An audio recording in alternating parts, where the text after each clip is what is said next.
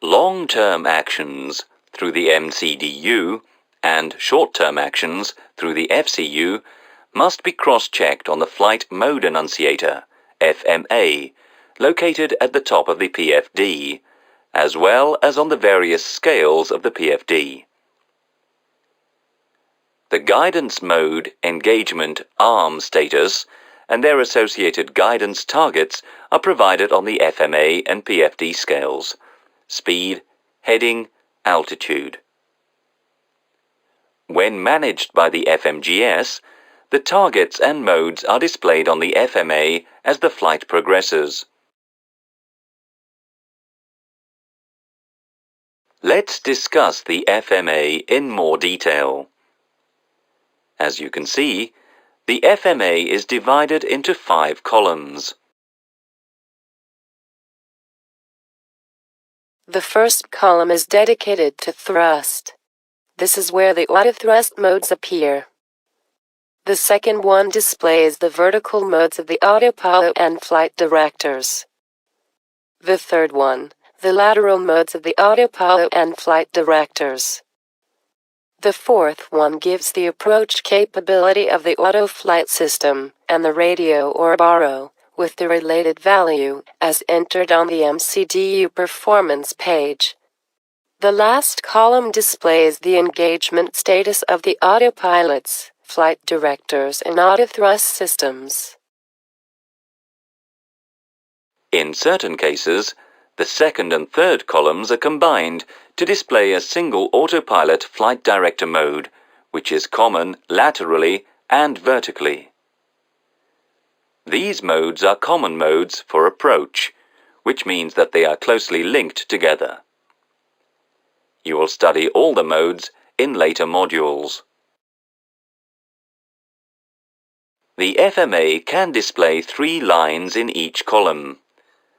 Let's look at the first 3 columns.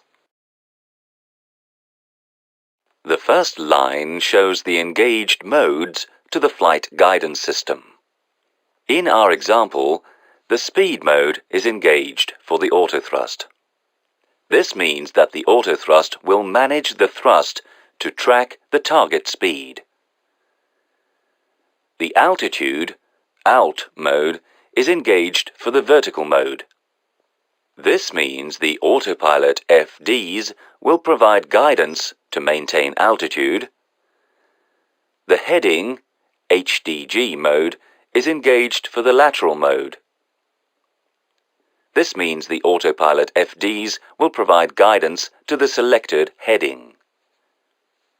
Note: the color coding will be explained later when the concept of managed guidance and selected guidance will be discussed.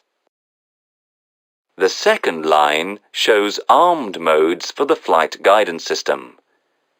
In the example shown, GS and LOC in blue indicate that glide slope and localizer capture modes are armed.